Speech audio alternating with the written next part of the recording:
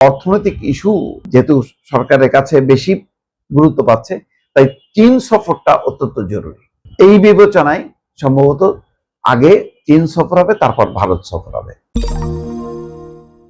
আগে চীন নাকি আগে ভারত সফর করবেন প্রধানমন্ত্রী তারেক রহমান, এই ইস্যুর সম্ভবত মীমাংসা হয়ে যাচ্ছে খুব তাড়াতাড়ি। বোঝাই যাচ্ছে যে প্রধানমন্ত্রী আগে চীন সফর করবেন এবং সেটা খুব বেশি দূরে না, জুনের শেষে অর্থাৎ আগামী মাসের শেষ দিকে তিনি চীন সফর করবেন।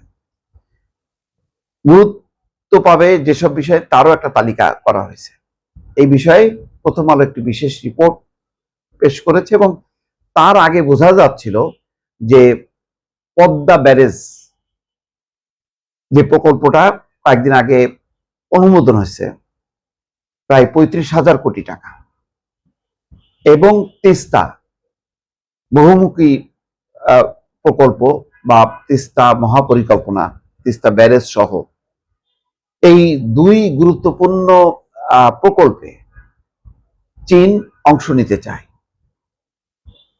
যদিও এখনো পর্যন্ত পদ্মা ব্যারেজ যেটি একনেকে পাশ করা হলো, কারা অর্থায়ন করবে পরিষ্কার না, কিন্তু বোঝাই যাচ্ছে যে এই ধরনের প্রকল্পে সাধারণত চীন আগ্রহী হয়, কারণ এটাও বলা যায় যে একটা মেগা প্রকল্প। তো সেই মেগা প্রকল্পে চীন পার্টিসিপেট করবে। চীন ছাড়া অন্য কোনো দেশ বা সংস্থা এগিয়ে আসবে এটা মনে করার কোনো কারণ নেই। আর তিস্তা তো অন্যতম ইস্যু। খেয়াল করবেন যে সরকার কিন্তু এখন আগে বলেছিল মেগা প্রকল্প তারা বাস্তবায়ন করবে না, কিন্তু গুরুত্বপূর্ণ অর্থনৈতিক এবং কৃষি অর্থনীতির ইস্যুতে যে প্রকল্পগুলো সেগুলি কিন্তু অ্যাভয়েড করতে পারছে না এবং সরকার সেগুলি বাস্তবায়ন করবে। আরো কিছু কিছু আছে খুবই জনগুরুত্ব সম্পন্ন, কিন্তু খুব চিন্তা করে করে এগোচ্ছে এবং প্রায়োরিটি দিচ্ছে যে কোনটা আগে মানে হাতে নেওয়া দরকার। সেই ক্ষেত্রে অর্থনৈতিক বিষয়টা এই সরকারের কাছে প্রাধান্য পাচ্ছে। সেই কারণে চীন সফরটা খুব জরুরি, কারণ তিস্তা মহাপরিকল্পনা, তিস্তা ব্যারেজ, পদ্মা ব্যারেজ এগুলি নির্মাণ করতে গেলে চীনের সঙ্গে কথা বলতে হবে, চুক্তি করতে হবে।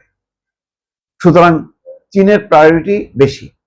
ভারতের প্রায়োরিটি আছে, সেটা হলো রাজনৈতিক কারণে, কারণ ভারত যেহেতু প্রতিবেশী এবং অনেকগুলো প্রকল্প চলমান, বিশেষ করে ব্যবসা বাণিজ্যের ক্ষেত্রে কানেক্টিভিটি ভারতের সাথে মানে আরো যেগুলি ছিল সেগুলি অনেকগুলো বন্ধ হয়ে গেছে, সেগুলো চালু করা, সম্পর্কটাকে আবার স্বাভাবিকভাবে নিয়ে আসা, সেটার গুরুত্ব আছে। কিন্তু সবচেয়ে বড় গুরুত্ব মানে এখন যদি তারেক রহমান অর্থনীতিতে কিছু ম্যাজিক দেখাতে না পারে, তাহলে দেশ বড় ধরনের সংকটে পড়বে।